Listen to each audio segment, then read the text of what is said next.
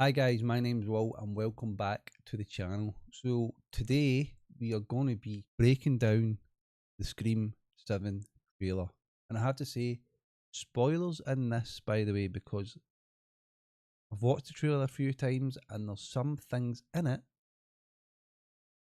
that may be classed as spoilers. So be warned if you don't want to be semi/minor spoiled. Let's get into the trailer breakdown.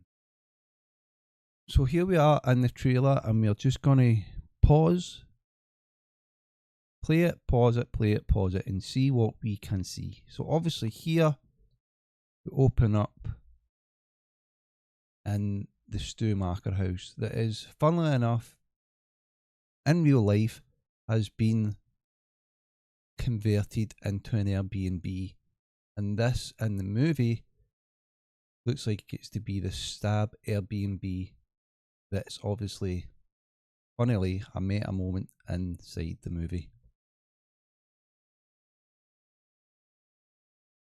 Just go on here. So this bit here surprised me a little bit when I was watching back the trailer. So you see here, you go in at first.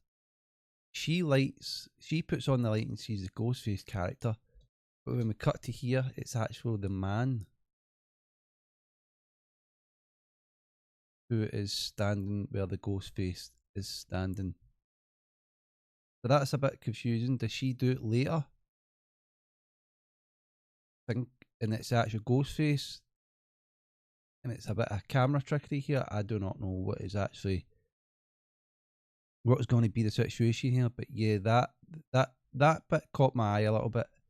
And obviously, you see here it's an animatronic, and the real Ghostface is standing behind the girl. So I don't know, but this is also a bit motion sensor. But if you see this again, that's different scenes when he's doing this, the motion sensor. She goes up to the Ghostface, and then the Ghostface appears behind her. So that the start there where there's camera trickery where she turns on the light and it's Ghostface, it may be the actual genuine Ghostface that she's encountered when she turns on the light at first, because the boyfriend doesn't seem to be in this scene again until you see her face there, and then obviously you get the classic chase scene. So I feel like this is going to be the start of the movie. And there you go. So this bit here, so we switch here, we go down. She is fought, so she is going to. How is this Ghostface not going to hurt himself? Because if the Ghostface has got the knife there, that is going to leave a puncture wound inside him as well, because the force of her falling. But hey ho, it is what it is. And here we see Sydney just getting a phone call, and she seems to be just answering it willy nilly. She probably knows that she gets a lot of unknown phone calls at this time.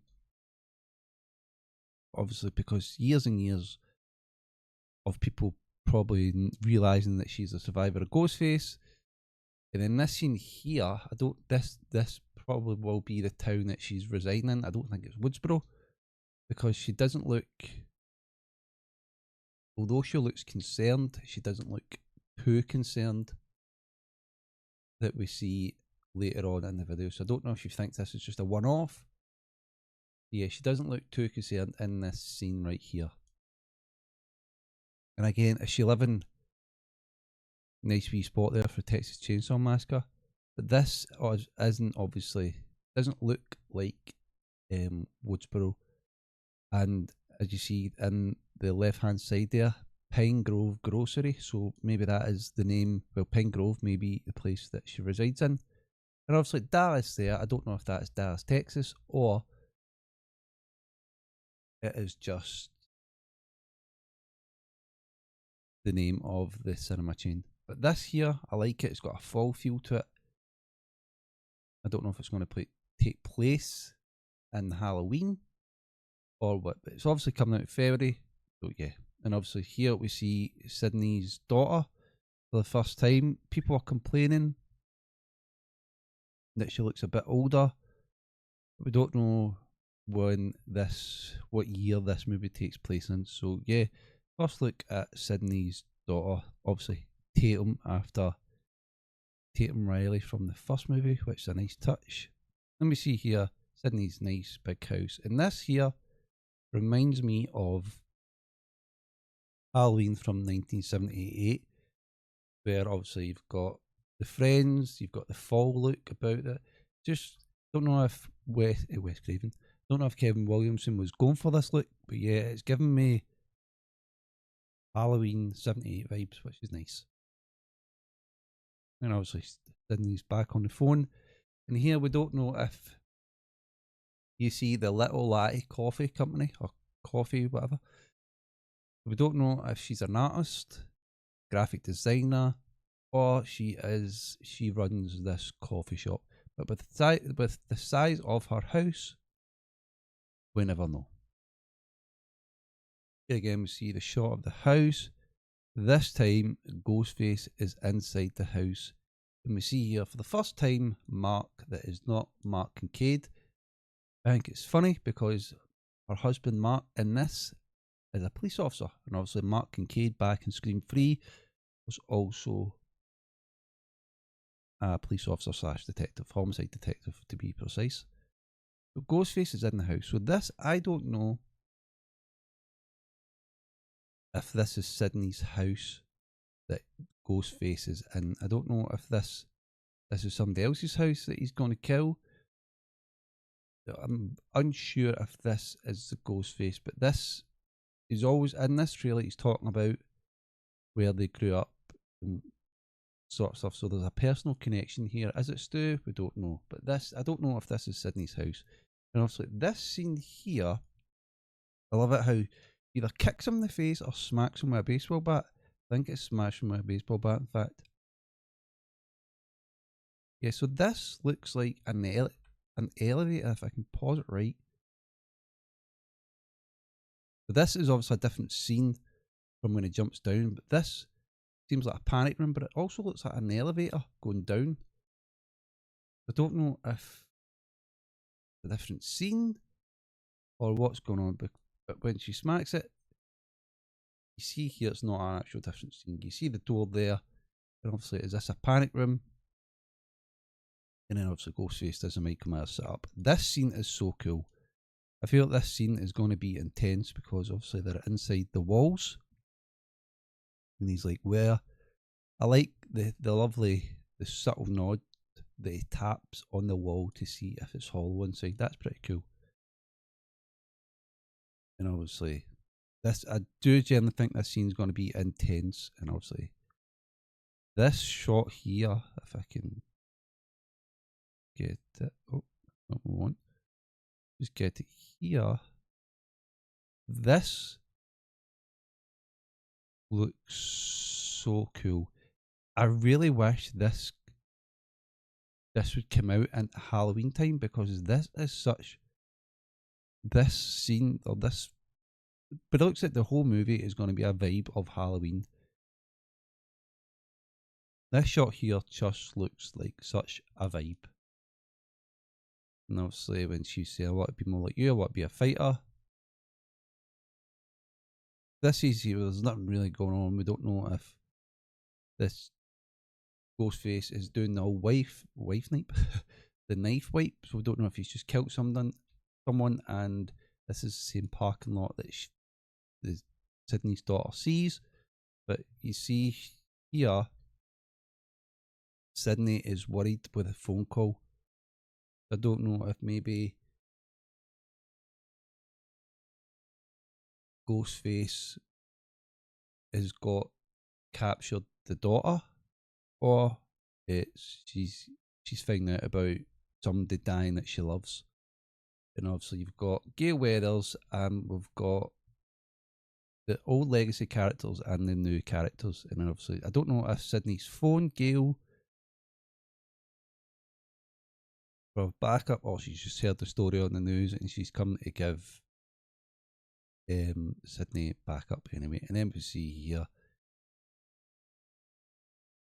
you know, the people. And obviously in the bar. It's the same bar. And then obviously you see, I can't actually remember the name, fighting back in the same bar. And then we don't know if, so in Halloween 6, he was almost unstoppable. He got stabbed so many times. So I don't know if this scene here,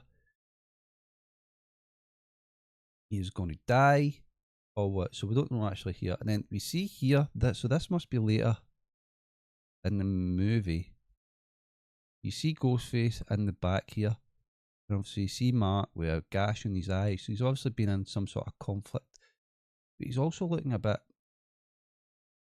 I don't know, a bit menacing looking. He's got that darkness in his eyes. But we don't know if this could be a big spoiler here. We don't know if this is near the end of the movie and we've found out he is the killer, and the Ghostface behind this is maybe Sidney dressed up as Ghostface, or somebody dressed up as Ghostface, and they're the good guy and he is actual Ghostface. We don't actually know, but he gets tackled, and we see here, we go back, we see here, he gets tackled, he's getting strangled, and then he's getting stabbed at the same time. So this might be an indication of